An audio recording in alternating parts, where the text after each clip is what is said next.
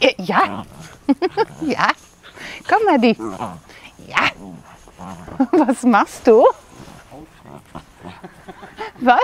Ich filme mal die Outtakes. Die Outtakes, ja. Aber komm, Madi, nicht? Ja. Ja, so. Meins. Meins. Meins. Ja. Ja. Okay, fang doch einfach an.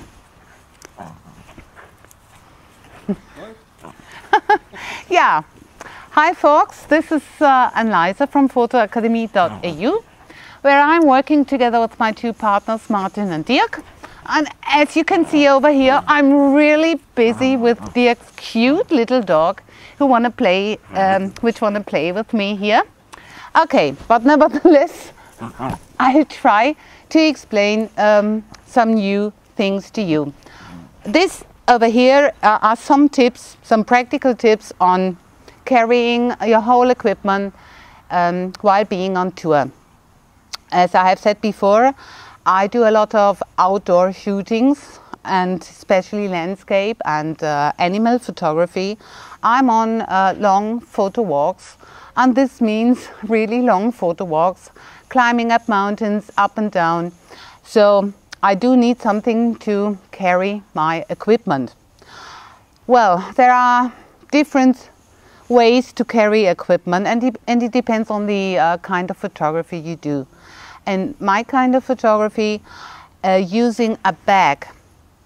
Wherever you carry the bag, either just on the shoulder or just like this on the other shoulder, there is a problem that the weight is always only on one side of your body, and your back really gets annoyed at some time.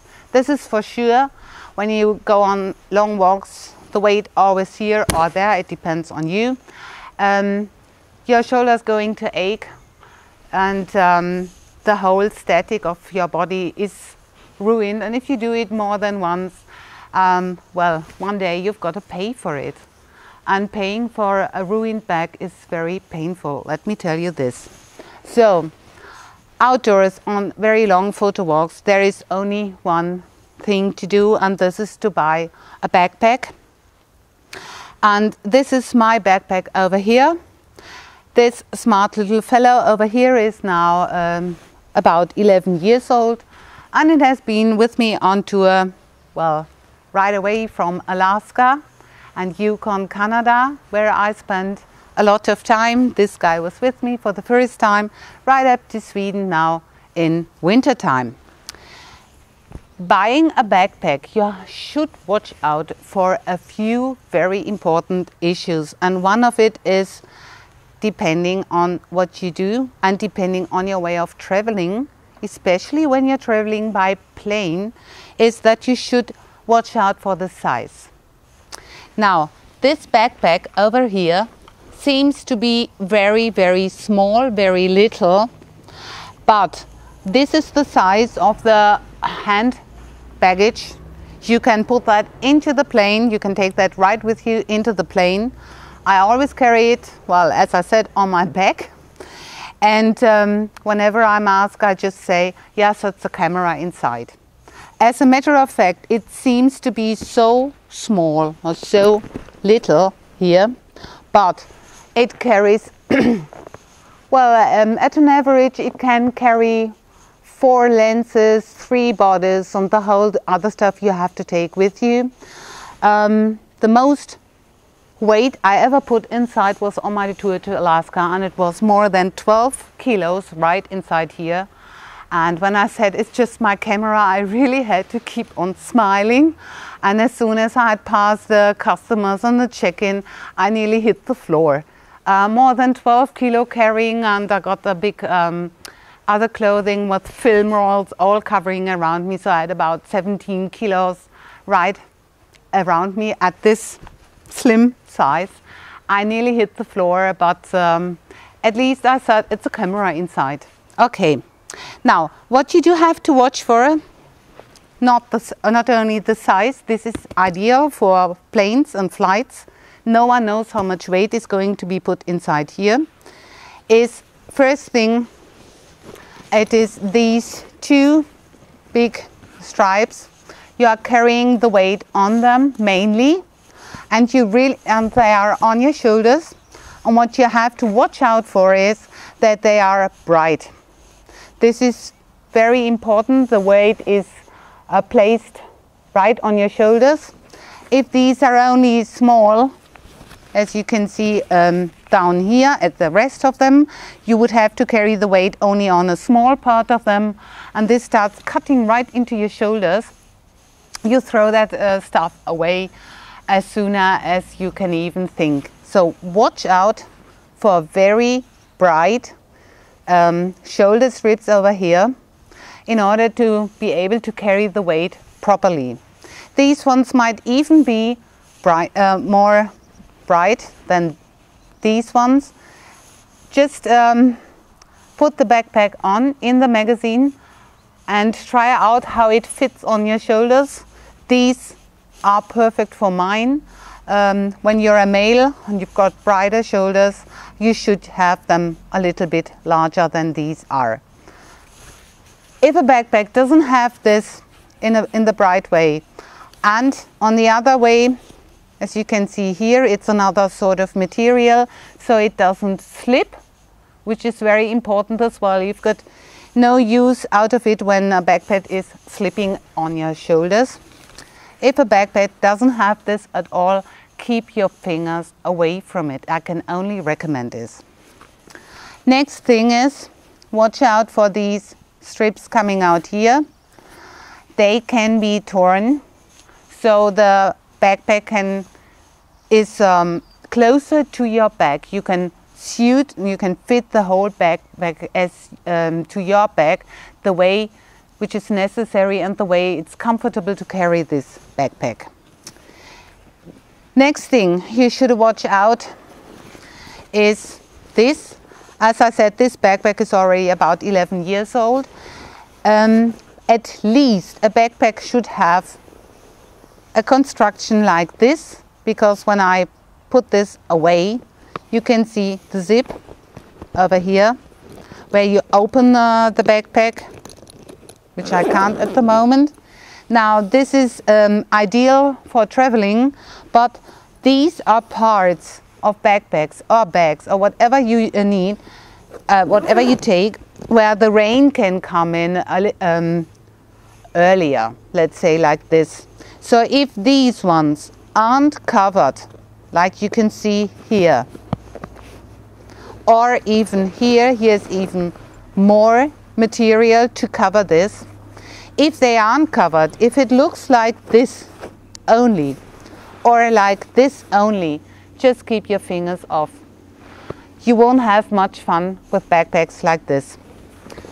This material is sort of water resistant. Now, I had that out in all weather conditions, and whatever heavy rain coming down, the stuff inside my equipment just kept dry. But nowadays these backpacks have an extra range shield down here, which you can put out and you can take on the whole backpack as well.